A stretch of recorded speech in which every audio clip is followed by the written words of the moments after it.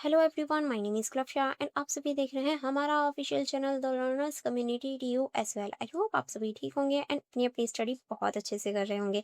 आज की वीडियो हमारी बीए प्रोग्राम सेमेस्टर 2 की होने वाली है। सेमेस्टर 2 में जो आपका सब्जेक्ट है भारतीय भक्ति परंपरा और मानव मूल्य, इस सब्जेक्ट का आज हम क्वेश्चन पेपर डिस्कस करने वाले हैं। तो जल्दी से फटाफट से वीडियो को लाइक कर दीजिए क्योंकि ये क्वेश्चन पेपर इंपॉर्टेंट है। ठीक है, तो जैसे कि आप देख सकते हैं ये क्वेश्चन पेपर आपका 70 मार्क्स का होगा एंड यहाँ आपको 2.5 घंटा दिया जाएगा इस क्वेश्चन पेपर को अटेम्प्ट करने के लिए। ओके, एंड यहाँ थोड़े से इंस्ट्रक्शंस होते हैं जो आपको पढ़ने अनिवार्य होते हैं।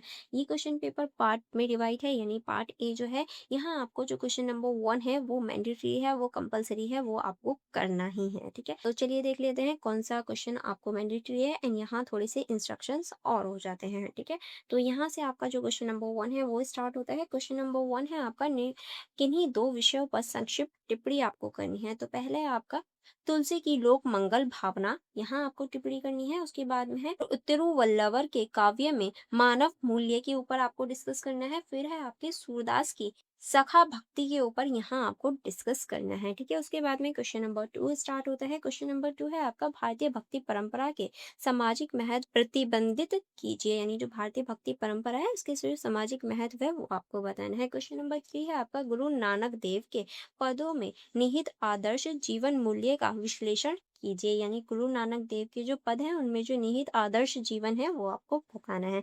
उसके बाद में क्वेश्चन नंबर 4 हो जाता है आपका ललित्य के काव्य में व्यंग सामाजिक मूल्यों को स्पष्ट कीजिए, यानी ललित्य के काव्य में जो व्यंग है उसका सामाजिक मूल्यांकन यहाँ आपको करना है। ठीक है,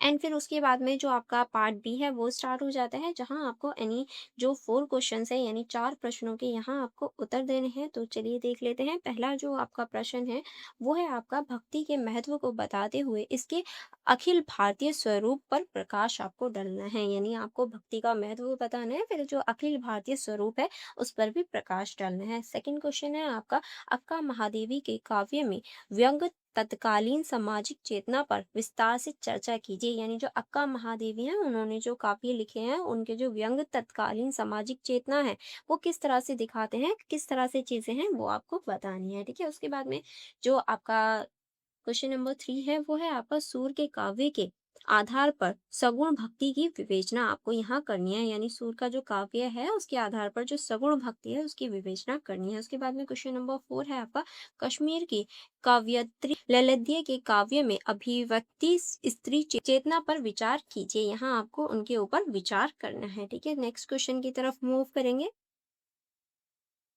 एंड उसके बाद में जो आपका क्वेश्चन नंबर 5 है, क्वेश्चन नंबर 5 कहता है उत्तर भारत और दक्षिण भारत के भक्ति कवियों में भारत की सांस्कृतिक एकता चित्रण हुआ है, वर्णन कीजिए। किस तरह से जो उत्तर भारत है और जो दक्षिण भारत है उसकी जो भक्ति कविताएं हैं उनके जरिए से जो भारतीय संस्कृति है उसका चित्रण मिलता है, यानी एक तरह से चित्र उभर कर आया है, किस तरह से ये आपको बताना है। एंड इसी के साथ में आपका जो पूरा ही क्वेश्चन पेपर डिस्कशन था वो कंप्लीट हो जाता है।